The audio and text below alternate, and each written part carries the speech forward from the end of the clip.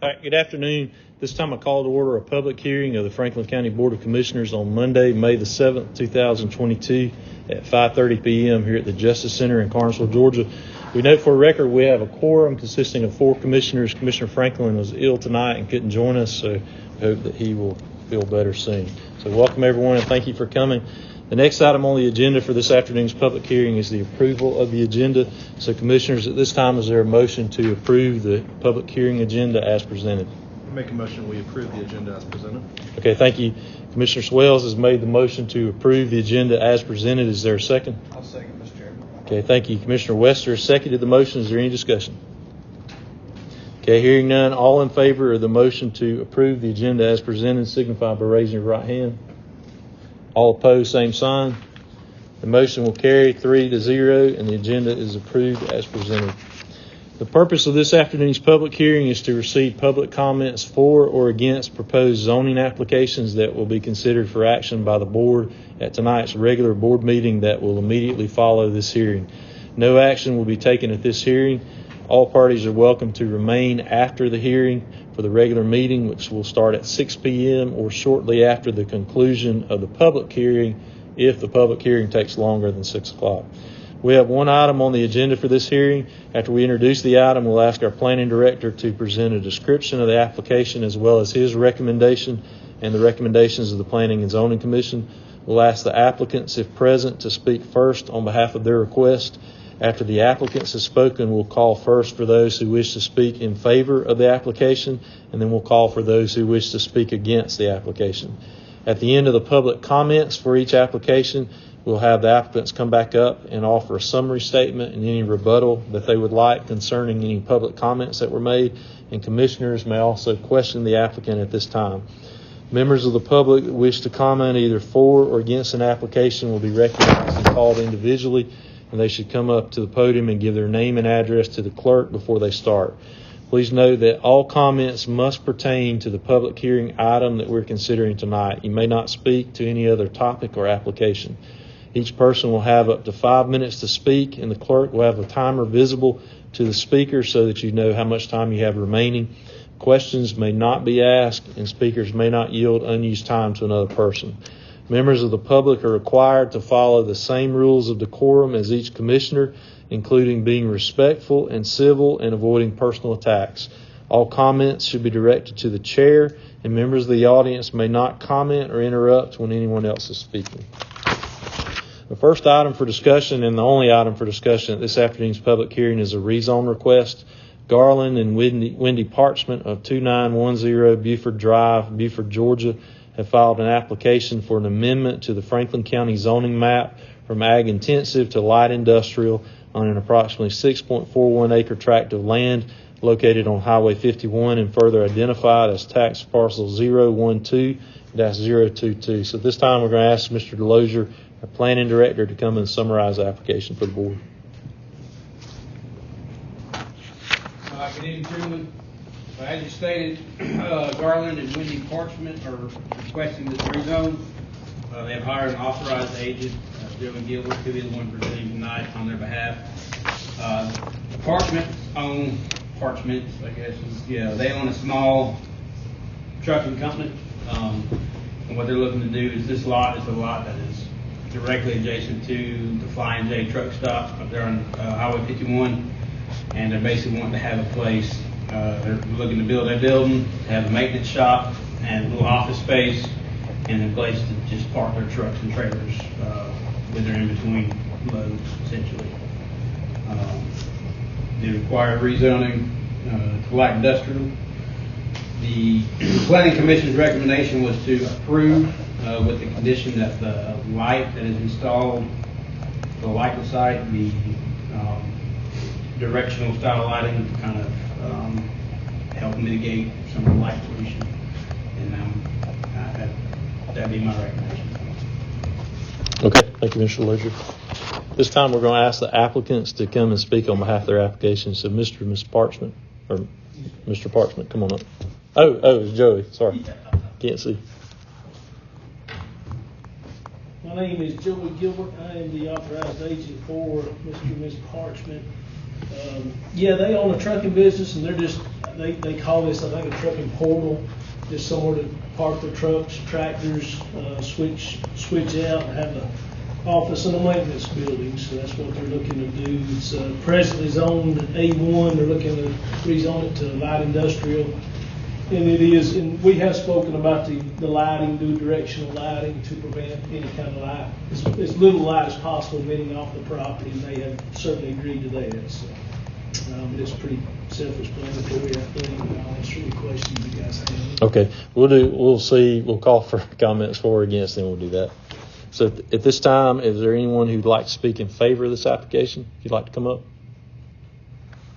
Okay. Anyone who would like to speak against the application? All right. We'll let you come back up, and if you want to say anything else, you can, and then we'll let commissioners ask questions if they have any. Okay. Commissioner Wester, do you have any questions? I know it says maintenance building. What kind of maintenance are we talking about? Just general maintenance on the truck, grease, maybe some oil changes. I'm not sure. They're not a full mechanical. They don't do motor work, transmission. Will it be done inside the building or outside? Most of it will be done inside. Yeah, it'll have, the way they've got the building laid out, it has, like, I think, two big garage doors for trucks in there. Yeah. Okay, any other questions? Commissioner Swells, do you have anything? No. Okay. Mr. Foster? No. Okay. There's no other questions. We appreciate you coming. Decision will be made by the board at our regular meeting, which will start at 6 tonight. So at this time, without objection, the public hearing stands adjourned. All right, at this time I call to order a regular board meeting of the Franklin County Board of Commissioners on Monday, March the 7th, 2022 at 6 p.m. here at the Franklin County Justice Center in Carnesville, Georgia. We note for the record that we have a quorum consisting of 4 commissioners present tonight. Commissioner Franklin couldn't be with us. He was ill. So we wish him the best and hope for a speedy recovery. This time we're going to have an invocation by Commissioner Swells, and then afterwards we ask that you remain standing and join us in the pledge. So please stand. Commissioners, I didn't think to ask, but would it be appropriate if we had a moment of silence, the state of the world right now and what's happening over in Ukraine? Yes. All right, let's bow our heads for a quick moment of silence. Thank you. Lord, we come to you with heavy hearts right now. There is so much evil just that's evident right now in our world. Evil at home, evil sometimes around us, but especially, we recognize the great loss of human life that's occurring right now across the ocean. We lift up the innocent right now, Lord. We lift up those that don't have the ability to defend themselves. We lift up the dad who is taking up arms, who's never held a gun in his life. We lift up the mom who is trying to get her children to safety and find a warm meal for them. We lift up our allies who are doing their best with the political situation they're dealt with to provide some sort of protection for those that are innocent. Lord, you are one who makes leaders. You're also one who breaks leaders. You're one who can find that one person that has the hardest of hearts and open it up and make it see light and truth. And we pray for that, Lord. We pray that you would keep this situation from getting to a point where more lives are lost, more lives are at stake, where we feel like there is no control. In reality, we know that you are in control, though, and we thank you for that, Lord. So we come to you with helplessness, knowing that you're God Almighty, you're omnipotent, you're all-powerful and all-knowing, and we rest in that truth, and we pray for peace. We lift up the business of the county tonight, Lord. Pray that you give us wisdom in the decisions we make, and we give you all the praise and glory. In your name we pray. Amen. Amen. I pledge allegiance to the flag of the United States of America and to the republic for which it stands, one nation, under God, indivisible, with liberty and justice for all. Thank you.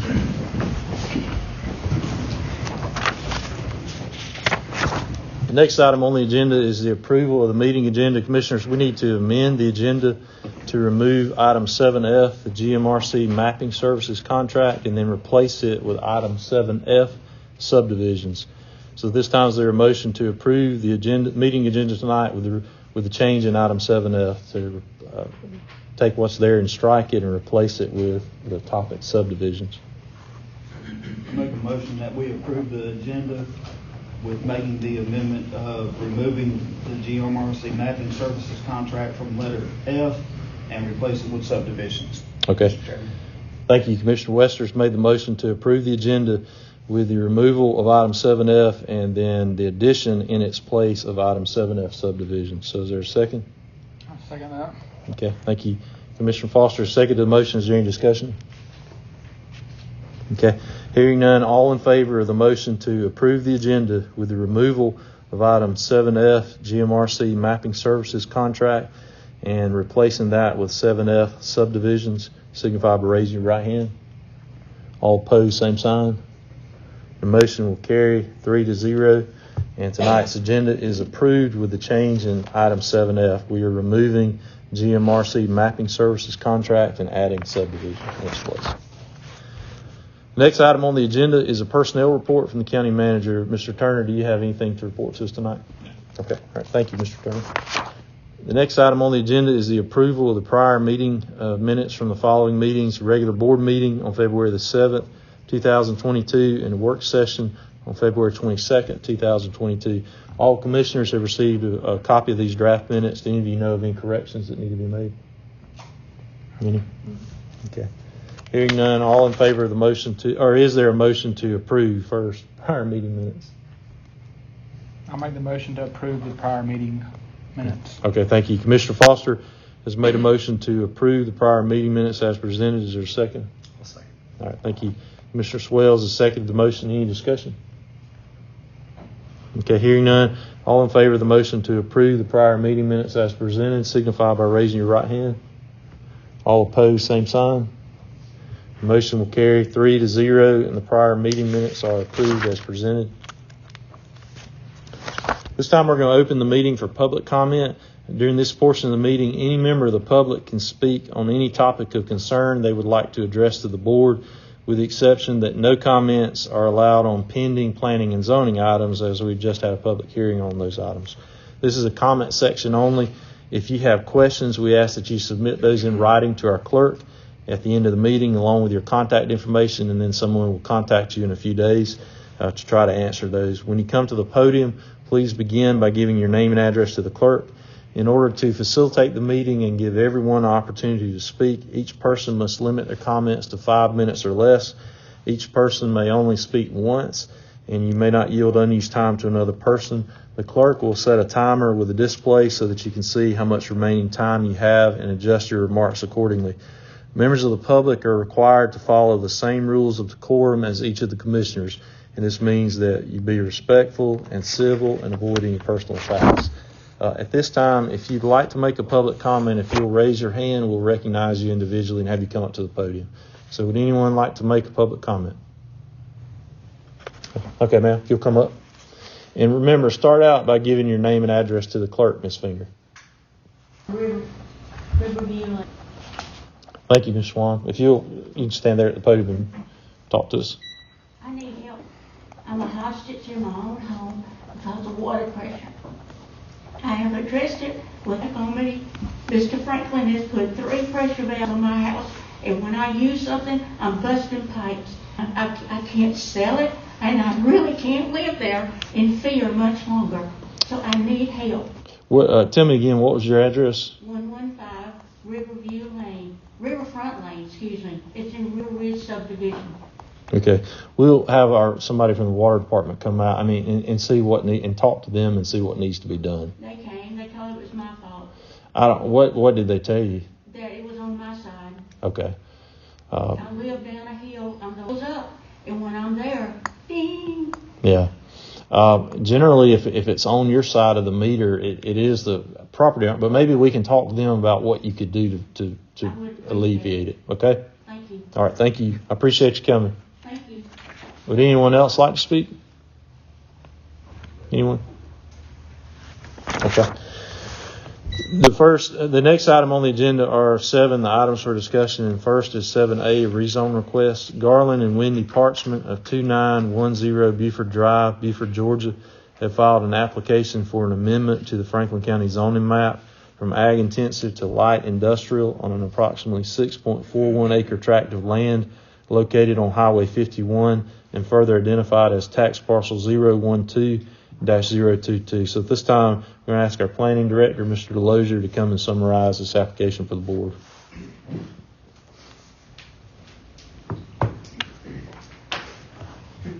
Appreciate it, gentlemen. As you said, the Parchments have applied for a rezoning from ag intensive to light industrial. The tract of land is directly adjacent to the Flying J and Highway 50, small trucking company. Use that land for a place to park their trucks, park their trailers. They want to build a building for a maintenance bay that has some office space. The planning commission made a recommendation to approve with the condition that any lighting that was installed on the property be direct. It's my recommendation as well. Okay, thank you. At this time, are there questions for Mr. Delosier? Any?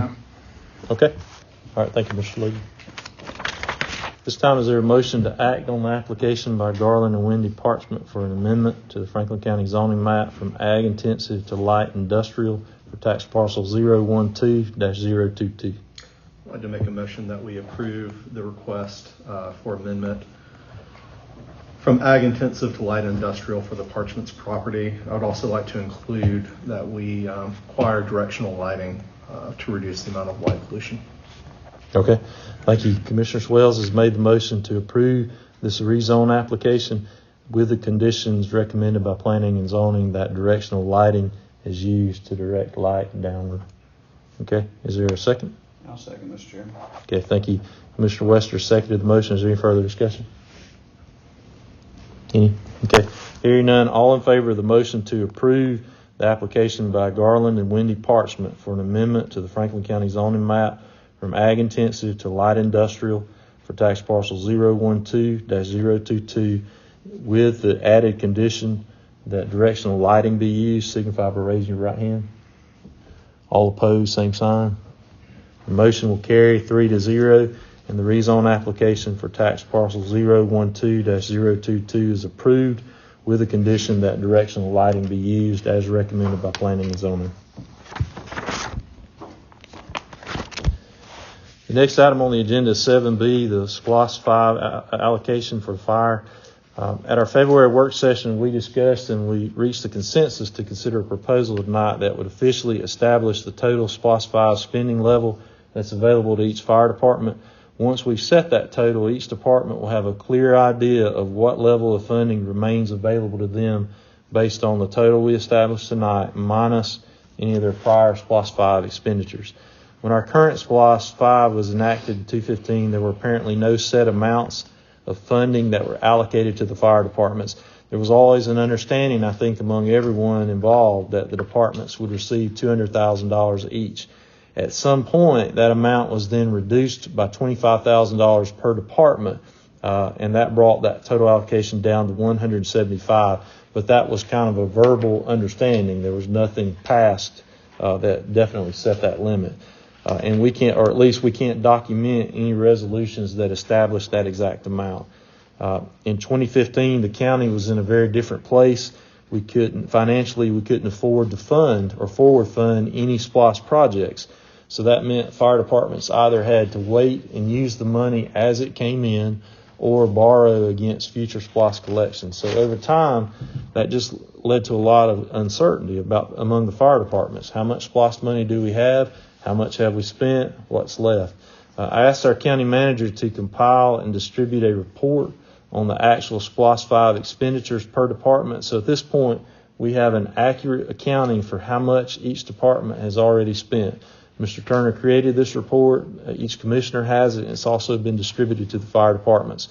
So to clarify, if we set a total SPLOST 5 allocation tonight, each fire department will then be able to determine how much remaining funds they have available to them depending on what they've already spent. And some of the fire departments have spent money that came from SPLOST and some haven't. Going forward, our goal is to clear up the confusion around the available SPLOST funding for the fire departments, set a clear policy for how they access those funds, and we've asked Mr. Turner to create and distribute a written policy and then report out on a regular monthly basis so everyone is informed going forward. So, Commissioners, at this time, is there a motion to establish that total SPLOST 5 allocation for each fire department? I'll make we establish the total amount of SPLOST money for each fire department at $175,000, Mr. Chairman. Okay. Thank you. Commissioner Wester's made the motion to set the total SPLOST 5 allocation for each fire department at $175,000. Is there a second? I'll second that. Okay. Thank you. Commissioner Foster has seconded the motion. Is there any discussion? Any? Okay. All in favor then of the motion to set the total SPLOST 5 allocation for each fire department at $175,000 signify by raising your right hand. And all opposed, same sign. The motion will carry 3-0, and the SPLOST 5 allocation for each fire department is set at $175,000. And again, this, to clarify, we're not giving them $175,000 because we're setting that as the total amount they can spend. And they've already spent some of it. So they'll subtract what they've spent from that total to know how much they have going forward. Next item is 7C, the Fire Services Contract Repayment Plan. The county entered a fire services contract with the county fire departments in 2008. And this contract called for yearly increases in the amounts the county pays each fire department that's tied to the Consumer Price Index, and that changes from year to year. It was recently discovered that this increase has not been occurring. So Mr. Turner has developed a plan to repay the amounts that are owed because of that oversight as part of a renewed contract. So Mr. Turner, if you want to present that to us. I think all the commissioners have a copy of the new proposed contract.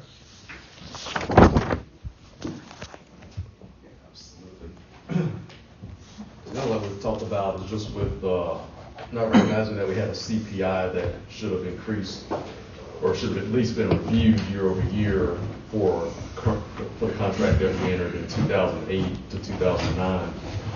The contract that you have in front of you is just basically a rewrite of that contract, but making it instead of a 2-year agreement that's renewed annually due to CPI, this is just now a year. So we'll still continue every July re-sign this based off of what the Consumer Price Index is. So for instance, even with the contract that we have in front of us right now, signing it in March, we will still review what the CPI is going into July at our new fiscal year. So we'll just have to wait and see what the CPI does. We'll make that adjustment based off of what their regular payment is, and then include also the repayment plan that we've already included within this contract as well. So with that, when you're looking at this contract, we've made an adjustment to what they should be making right now versus what we were paying monthly. And we've also added that in for the rural departments, the additional payment of 24 payments for the repayment from March of this year to March. With the municipal fire departments, we've made that adjustment for the CPI for what we should be paying them as far time payment. That would catch them up here in March of this year, be an additional repayment to the municipals. It'll just be that one fire department, but a repayment, so we are within the budget process now and budgeting for what these adjusted. Any questions? Commissioners? Anything? Okay. All right. Thank you, Mr. Turner. Commissioners, you've heard the county manager's recommendations for this fire services contract. So what we're approving is this revised fire services contract, and it contains the repayment plan within it. So at this time, is there a motion to approve the fire services contract as been presented tonight by the county manager? Make a motion that we approve the fire services contract repayment plan as presented. Okay. Thank you. Commissioner Swells has made the motion. Is there a second? I'll second, Chairman. Okay. Thank you. Commissioner Wester seconded the motion. Is there any further discussion? Anything? Okay. Hearing none, all in favor of the motion to approve the fire services contract presented tonight by the county manager, signify by raising your right hand. All opposed, same sign. Motion will carry 3-0, and the fire services contract is approved as presented tonight by the county manager. The next item on the agenda is the second reading of the proposed vaping ordinance. Commissioners, at our January work session, we discussed with our attorney, magistrate judge, and school officials about the need for an ordinance to address vaping by students, particularly at the high school. Currently, state law already provides specific penalties for vaping by individuals under 21 years of age, but some of our local officials have expressed concerns that state law would require individuals cited or charged under this law to be arrested and taken to Superior Court. Many would like to see this handled in magistrate court, where pretrial diversion programs could help provide education, counseling, and lesser penalties to steer students in the right direction before they incur a criminal record. And we talked to our attorney. If we have a local ordinance, that allows these cases to be handled in magistrate court rather than having to go directly to Superior Court. So everyone has received a copy of this ordinance. So tonight I hereby introduce that into the record. And tonight will be considered a second reading, and we'll consider a vote to adopt. And the clerk has a copy of that ordinance. She's given all of us a copy, and it'll be attached to the record and available for inspection tonight. So at this time, is there a motion to adopt the vaping ordinance? I'll make a motion that we adopt the vaping ordinance tonight, Mr. Chairman. Okay, thank you. Commissioner Wester's made a motion to adopt the vaping ordinance. Is there a second? I'll second. Okay. Thank you. Commissioner Swales has seconded the motion. Is there any further discussion? Any discussion? All right. Hearing none, all in favor of the motion to adopt the vaping ordinance signify by raising your right hand. All opposed, same sign. The motion will carry 3-0, and the vaping ordinance is adopted. The next item on the agenda is 7E, the updated service delivery strategy. We received a word on February 25th from DCA that the county's service delivery strategy that we've worked on in the past year to revise, along with the cities in Franklin County, has been approved, and we are in compliance. So each of you have an emailed copy of that final report. It's a very large document. But we've also heard from Adam Hazel of the Georgia Mountains Regional Commission. He helped facilitate that revision process last year. And he said this final document has been verified with DCA, and it's considered the document of record until we update or revise it. And we always have that option. So hopefully you've all had time to review it. Does anybody have questions about that? Any questions? Okay, Mr. Hazel said if you have any further questions, forward those to him. He'll be glad to try to answer those. And on behalf of the county, I'd just like to thank him. He helped shepherd this process. And the cities and the counties depend on being in compliance, passing that at the right time to be able to be eligible for state funding. So if we don't do that, we're at risk of losing state funding. So that's been taken care of, and we appreciate his help in that. All right, the next item on the agenda is 7F, subdivisions. And Commissioner Wester asked to place this on the agenda, so we're going to start with, let him open up the discussion. I think everybody knows subdivisions has been a pretty hot topic in Franklin County for the last several months. And I wanted to bring this up because I'm truly concerned about what I think we're fixing to see. When you look at what, I'm pretty sure Banks County has put in a moratorium at the time, and Hart County has put in a moratorium. I'm concerned because we're wide open right now.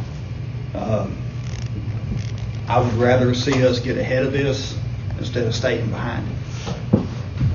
I'm worried about infrastructure.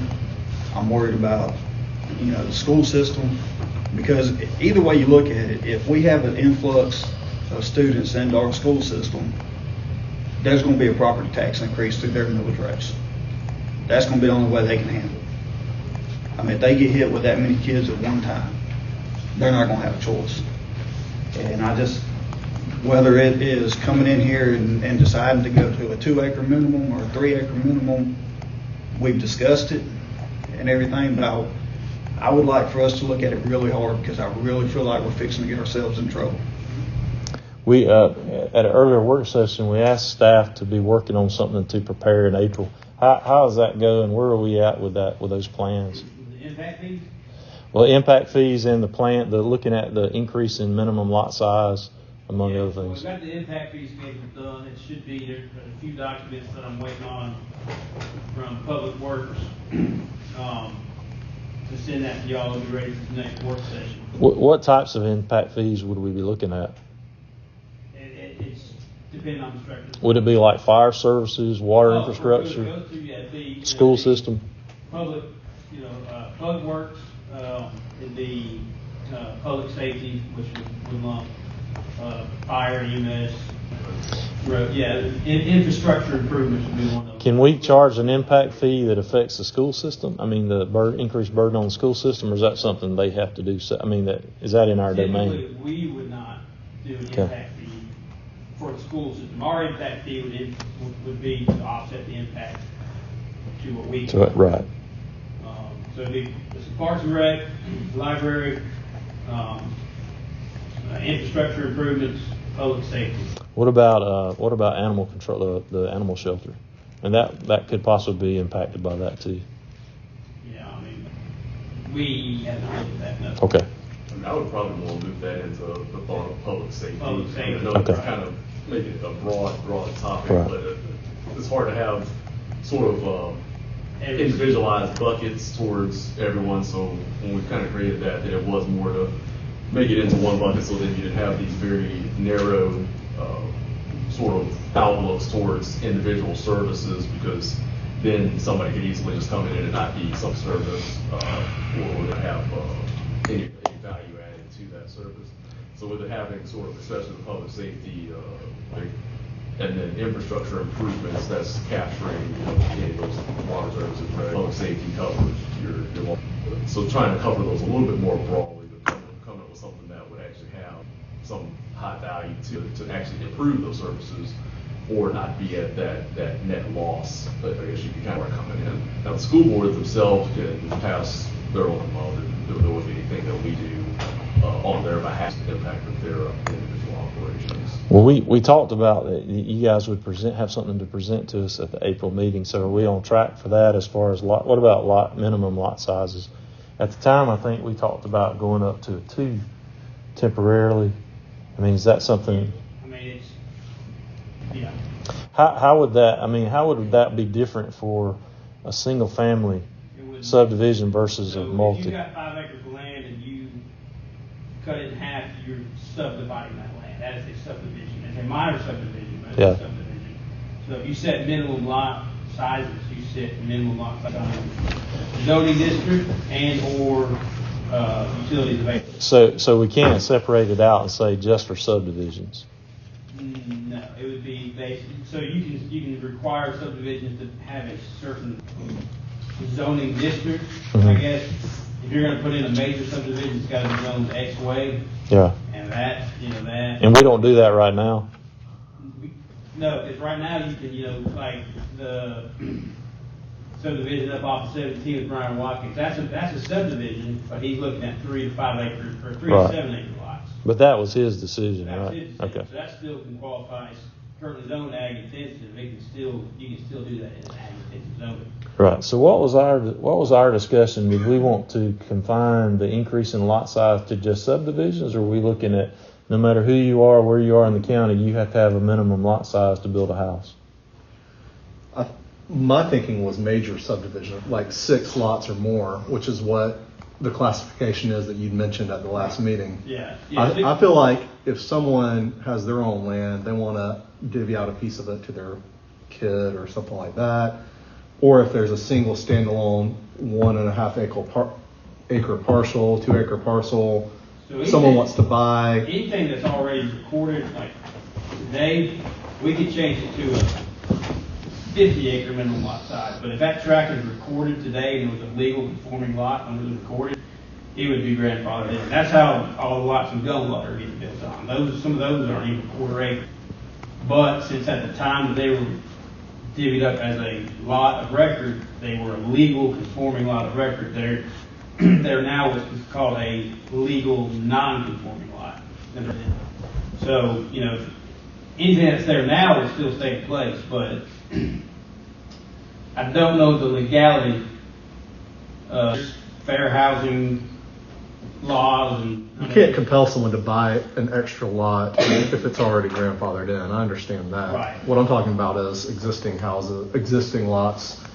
I have 5 acres. I want to give 2 acres to my kid or 1 acre to my kid to build a house. That to me is not major subdivision.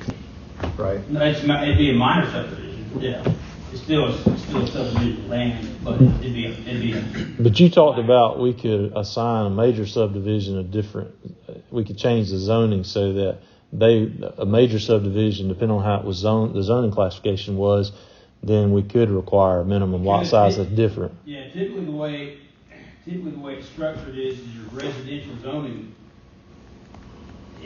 Usually those are located closer to city limit boundaries, and typically the more residential zoning you get to, the smaller the lot size requirement.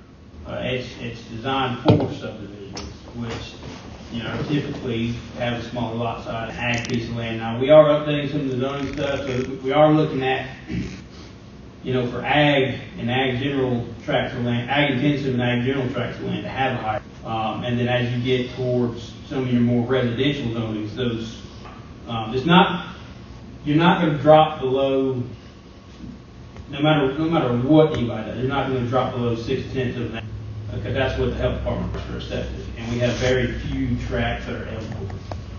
But typically lot size is dictated by zoning district and or utility, that sort of stuff. So if we wanted to make a change and say that a major subdivision, assign it a different district and say there's a minimum lot size of 2 acres or 3, what does that involve? Is that possible? Is that something we can do? I know it would have to go through zoning, but is that something that's an option? You can have a zoning classification that has a minimum lot size. You do have zoning classifications that have minimum lot sizes. But could it target subdivisions? Subdivisions would have to be in these particular zones. Right. And all of those zones have minimum lot sizes. Right. Then that's. And we could set the minimum lot size what we decided was best. Does that make sense to everybody? Mm-hmm. Is that something that we're interested in pursuing? I think it's something I'm interested in I discussing. think that prevents us from changing the lot size for everybody. Well, I think I am, because really, I'm just looking at the subdivision issue. I don't want to get in front of and block a citizen of wanting to cut a piece of property off for their child to build a house on or whatever. I don't want to get into that. I think the biggest issue we're facing is the subdivision issue. So we want to put restrictions just on, and would that be able to affect both single family subdivisions and multi-family?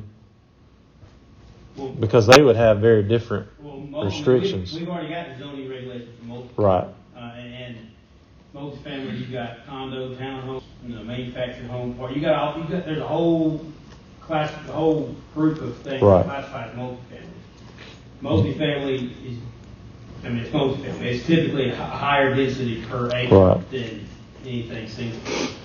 But maybe we all need to take some time and read that and decide if we're satisfied that with that density that we allow. Because we could change that, correct? Yeah, that'd be a zoning text amendment. Right. So any of these changes we'd have to go through. Would they all be zoning text amendments? Okay. So do we want to ask them to draw up a plan that would to present to us that we could pursue as a zoning text? We need for us to draw up a plan. We need to know kind of a direction, because we can give a whole. We can throw out any number. It's not hard to say lot size is 1 acre, lot size is 2 acres. That's. What do we feel is an appropriate lot size for a single? Let's just focus on single first. Single family subdivision, major subdivision. How big should the lots? What's the minimum lot size? Because if we're looking to manage that growth, then we need to think about, do we want to increase that? Because right now it's currently around 1 acre, depending on the availability of utilities. The vast majority of the county is going to be 1 acre. Okay, that could change depending on whether they're on septic or sewer or water. If you've got county water and looking at a septic system, it's 1 acre. If you have no accessibility, if you don't have the option of having county water and you're on it, so you'd be on a well and septic, it's 1.5 acres.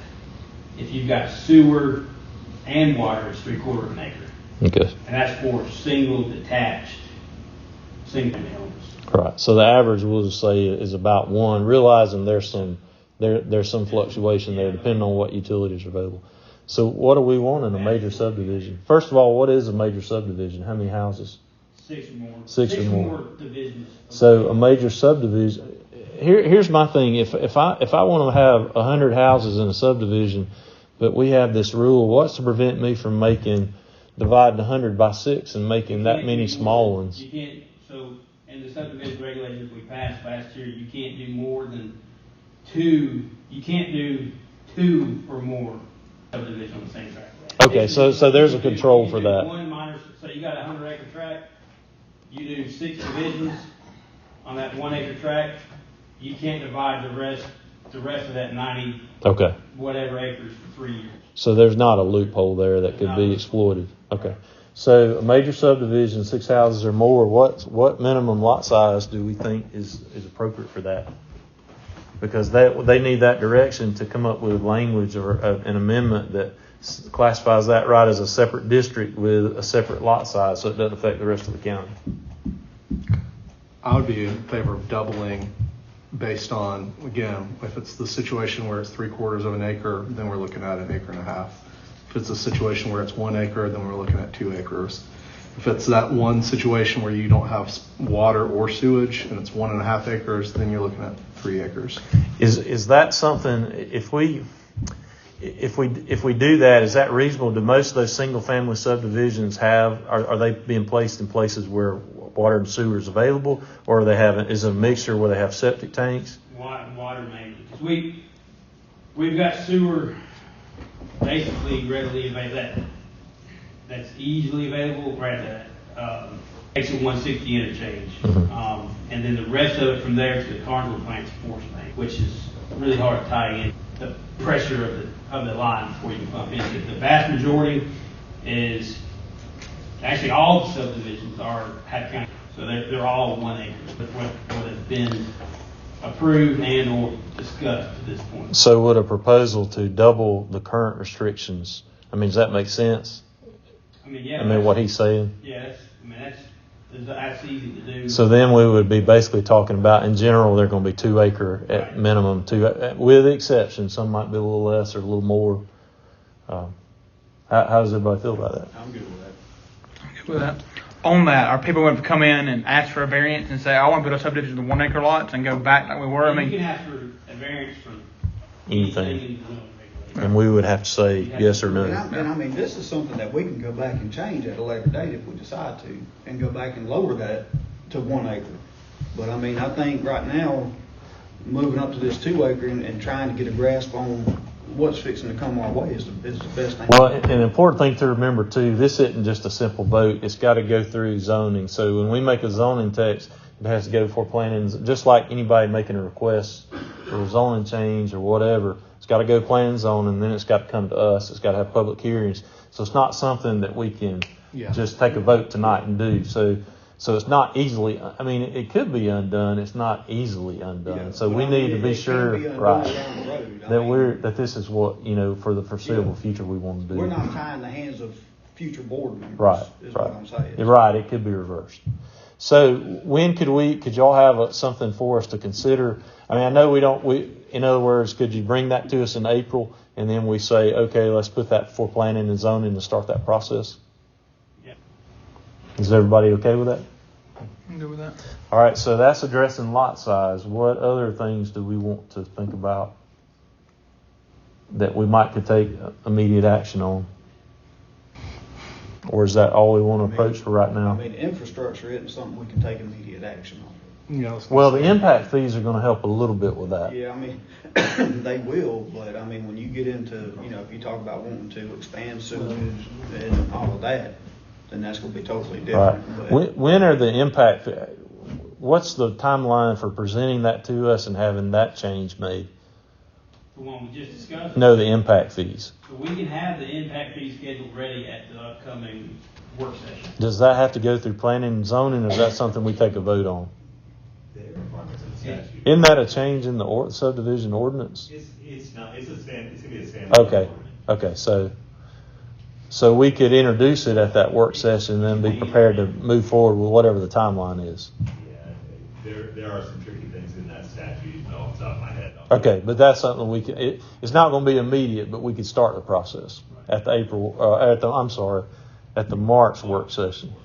All right, and so would we get that plan, the proposed change, the zoning text change at the March work session, or are you thinking the April? That would be a week later, the April regular meeting.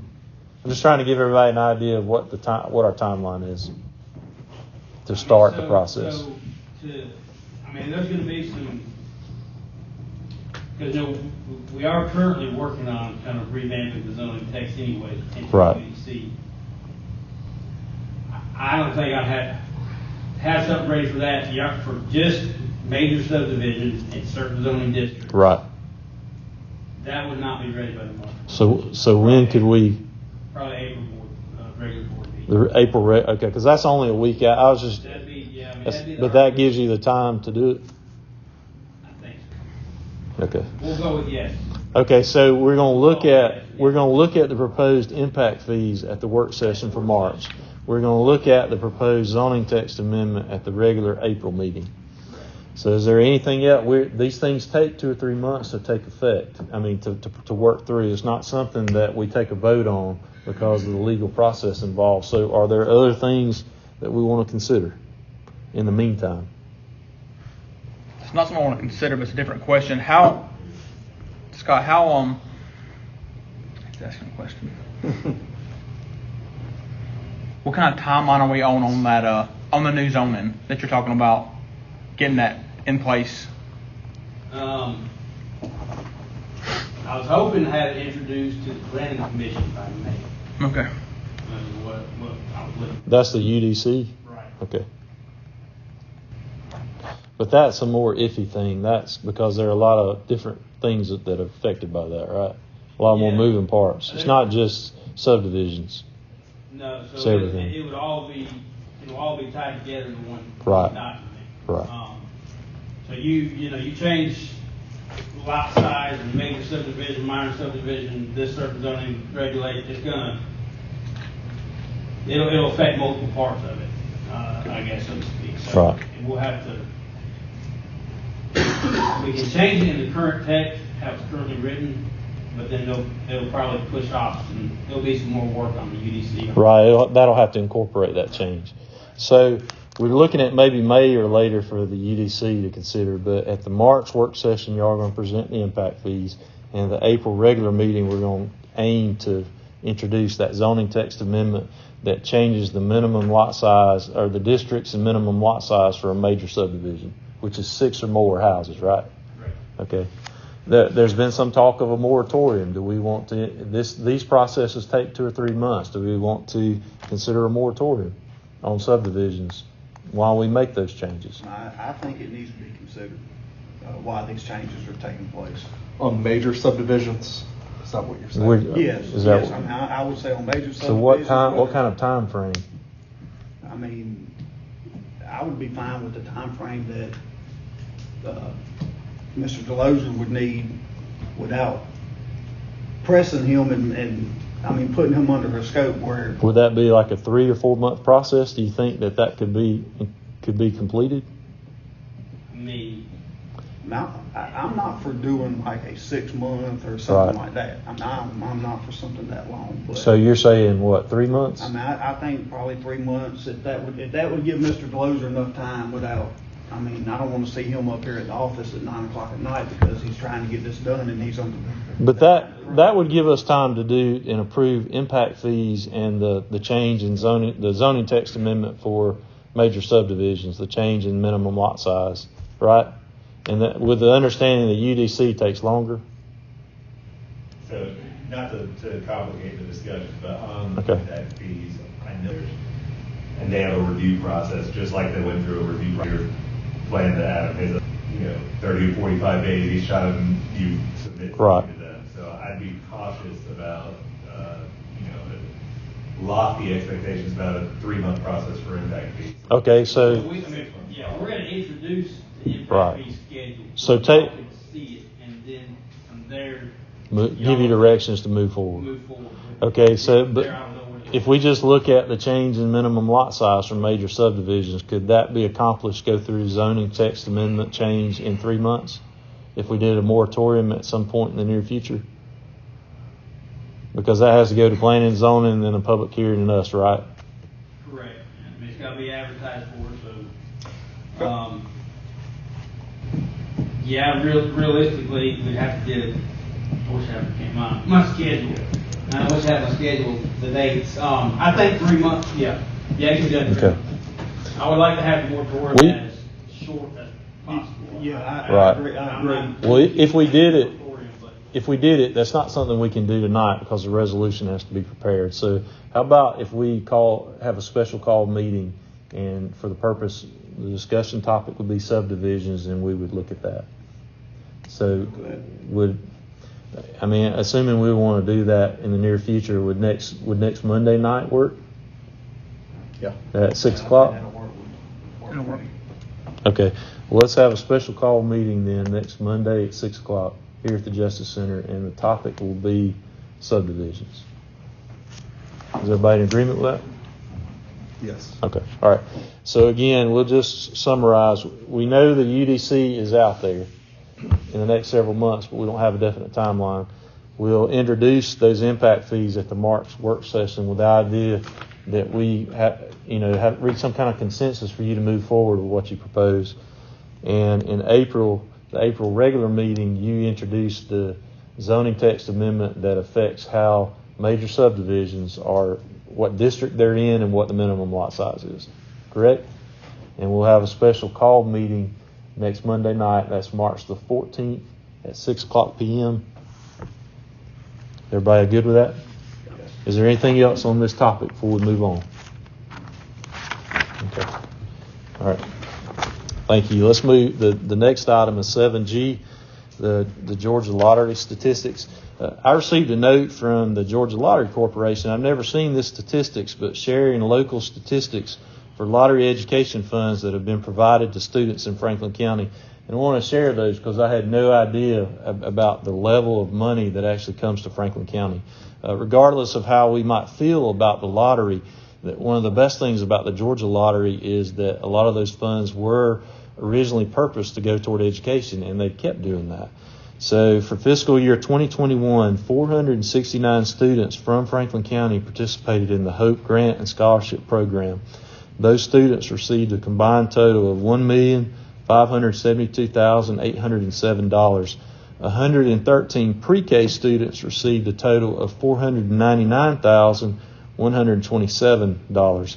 And the total number of lottery dollars that were returned to Franklin County in 2021, if you combine those, is $2,071,934, which is a lot of money for just Franklin County students.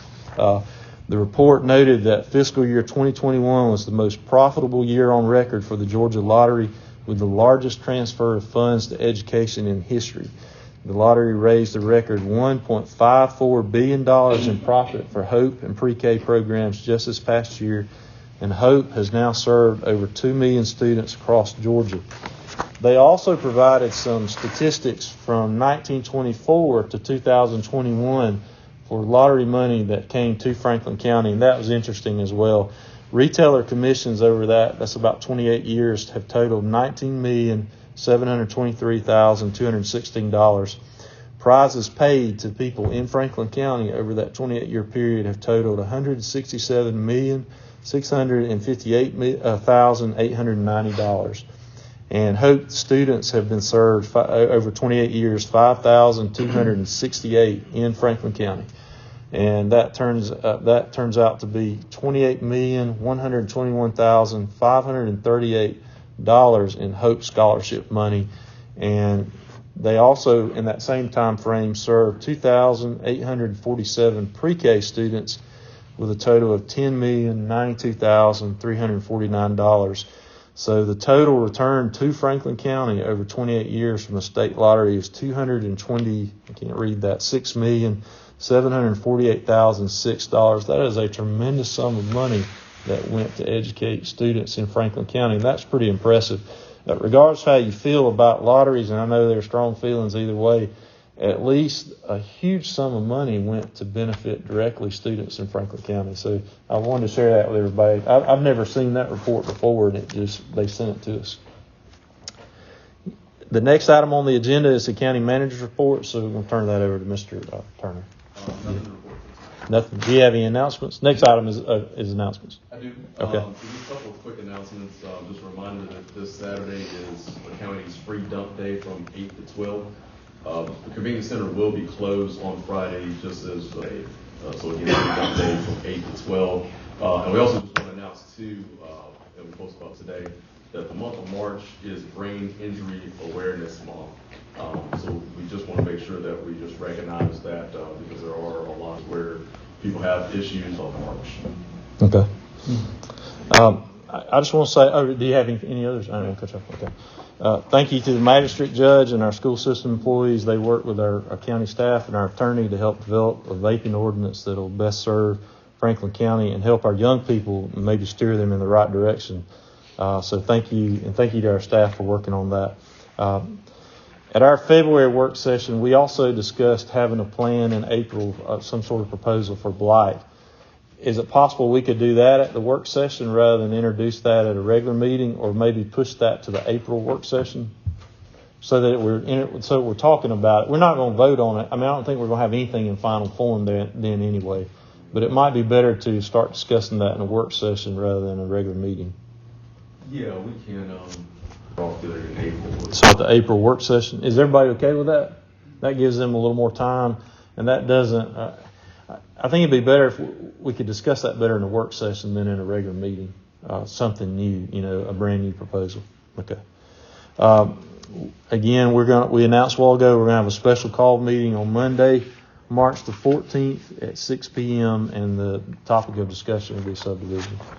And I just want to remind everybody, today began qualifying period. We have 2 commission posts, 3 and 4, held by Commissioner Swells and Commissioner Wester that are up for election, as well as 3 Board of Education posts. So we just want to remind everybody about that. Qualifying is this week from, I believe, 9 to 5, Monday through Thursday, 9 to 12 on Friday. So the cutoff is 12 p.m. Friday. So I want to encourage everybody to think about that. Public service is a tough job. There are always going to be more people to criticize you than to encourage you, but it is well worth it. And we need good people to run. We need good people to be leaders in Franklin County. So please consider that. Mr. Foster, you have anything? No, I don't. Okay. Commissioner Swells? Yeah, 2 thoughts. First one on the lottery, I agree with everything you said. My only gripe is the one person there might be several listening, that is handpicking 20 scratchers when I'm trying to get gas. Okay.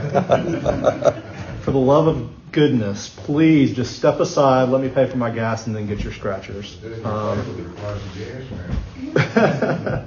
Yeah, I'm in no way advising everybody to run out and get a lottery ticket. This talk is very interesting. How much money came back to Franklin County? I had no idea of that amount.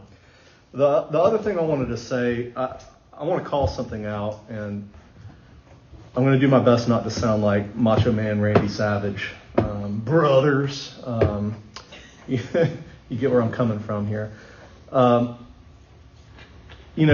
in crazy times, but more often than not, we're all in this together.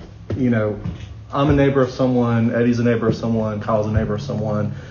Most of us have lived in this county for a long time, and we decided to serve because we love this county. I know that's the case for you. I know that's the case for you, and myself. We love this county. We want to see good for this county. But there's been just a glaring trend of just misinformation, bad-mouthing, people using words, making accusations, saying things that I would never let my 8-year-old or my 10-year-old say. Childish, in fact, is what it is. All right? Now, I'm okay with people being passionate about their county. They should be. Everyone here should be passionate about your county, because the things that we do here do matter, and the discussions we have matter, and the future of this county matters. But certain accusations, allegations it's getting to the point of being ridiculous. And what bothers me most is the people that know good and well that this type of thing is just silliness and nonsense are not calling people out. And that's where I'm at with it. It's become nonsense. So I ask that we all just do our best to not engage in sophistry anymore.